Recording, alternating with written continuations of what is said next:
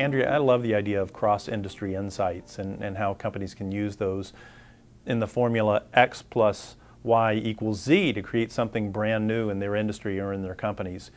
Could you talk a little bit more about what does that mean, cross-industry insights? Well, I love the fact that two things in plain sight can be combined together to create something that will really capture the customer preference. So for instance, I always love the fact that wheels were created in the year 3500 BC or so, a long time ago. Right. And they were just sitting there doing what wheels do, dragging things around, you know, with a lot better, a lot more easily. And suitcases came along, and they were, you know, being lifted by people, you know, pretty heavy, and, you know, on wheeling carts and all kinds of things. Really heavy, hard for, you know, people to carry. And it wasn't until 1970 that Bernie Sadow combined the wheel and the suitcase to make a wheeled suitcase that freed people up, first of all, made people independent, made it so that we could all handle our own suitcases, which I'm sure did not do justice to the bellhops of the world, but it completely changed the travel experience. And if we think about our industries that way, you know, there's probably something that someone in another industry is doing today because it's second nature to them, that if we just learned that combination, that group of elements that they've mastered, added it to what we're doing, we could turn it into a totally different experience for our customers. Let's talk about examples of companies who have really mastered this X plus Y equals Z formula, and they've combined two things to come up with something brand new. I love the story of Rick Federico, who was the head of P.F. Chang's, an Asian-themed restaurant chain. And he would go and observe people in the restaurant. And one day, he and a colleague were sitting at the cashier area at P.F. Chang's. And what he noticed was on that day connected as what he called a collision. There were people who had the kids waiting for the dinner after the sporting event, and they weren't dressed for dinner. They were not out on date night, but they were out there to get some carry-out food and grab it and take it home. They weren't dressed for a sit-down meal. Mm-hmm. And P.F. Chang's is a fairly upscale restaurant. Yeah, I would call it like a place for more than just fast food, for sure. And then there were people there on date night waiting for their table, and they were all sharing the same real estate. And Rick Federico realized that there was a bad collision because there were people that wanted a quick and convenient, and please don't expect me to be dressed for date night experience, colliding with the people that were there for the quiet and sort of the, you know, the casual conversation in a relaxed environment. And they were both colliding with each other in the same exact waiting area. And that was when Rick said, you know, there's got to be a way to separate these out, and started studying it. And in fact, there was this casual diner that wanted the same flavor profile of their food, but wanted it conveniently in a carry-out kind of way or a kind of faster way. And so it gave birth to Payway, which became a completely separate concept. And it's kind of like taking P.F. Chang's plus the HOV lane and making a different alternative for the same highway. Who else has done a really good job with this? I think that Sharp Healthcare is a great example because they are very well known. They won the Baldrige Award for improvement. And when I sat down and talked with them about how they did it, my first question was actually what led me to realize that cross-industry insights were very, very important. So I sat down and said, you know, which other hospitals did you study to win this Baldrige Award? Logical question. Logical question. For someone who's done a good job. That's right, and we know about best practices. Yes. And that's what we've all been trained to do, is best practices from our own industry, of course.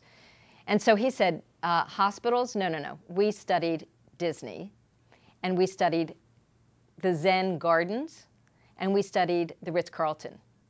Because those were three realms, patterns of emerging needs that we knew had to be factored in when we improved our hospital. For example, you never see Goofy or Mickey Mouse changing costumes in the middle of Disney World. You just never see it. And they started learning that the Disney culture was such that you have back of house. And so back of house are things that the public never interacts with. So why would it be that in an elevator where you're waiting to visit a relative who's ill, you would be sitting next to someone in a gurney who's bleeding? Why would that be a shared elevator? So said that they learned from Disney to have a back of house, and when they built one of the new hospitals, they have a separate bank of elevators that's specifically for the medical emergencies and another bank that's for the visitors. Makes sense. So who else has really created a great customer experience by combining different things that you wouldn't expect? I think Pennzoil is a great example, because if you think of what Pennzoil thought their core competency was, it was viscosity. Right. You know, oil and oil changes. Exactly. Oil and oil changes, and a lot of times in the old days, oil changes you did at home. So it would be that image of getting your face all dirty, lying on a wheeled platform, lying underneath your car, hoping that you did the right thing, and that was an oil change back in the day. So what they realized is that people wanted to do this kind of, to have the convenience of someone doing it for them without paying a fortune. Well, at that time, it was leave your car at a garage. And there was nowhere to wait in a garage. You were sort of in everybody's way, or you were missing work. So it was really inconvenient, really uncomfortable. Mm-hmm. And they're usually not the cleanest places either. That's good, fair statement, probably not. And as people wanted more convenience and wanted to have a way to maybe even have Wi-Fi, and if you're going to be waiting for your car, because most of us need our cars to get to work, you want to wait in a place that's convenient. So if you think about Pennzoil only thinking about viscosity, they never would have, it would have been a bridge too far, for sure. But by using X plus Y equals Z, you think about viscosity plus question mark would equal the experience of being able to have your car's oil changed conveniently without, in comfort.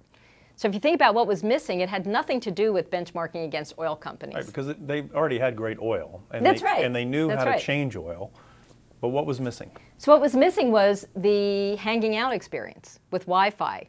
So if you think about what that might be, viscosity plus Starbucks equals Jiffy Lube.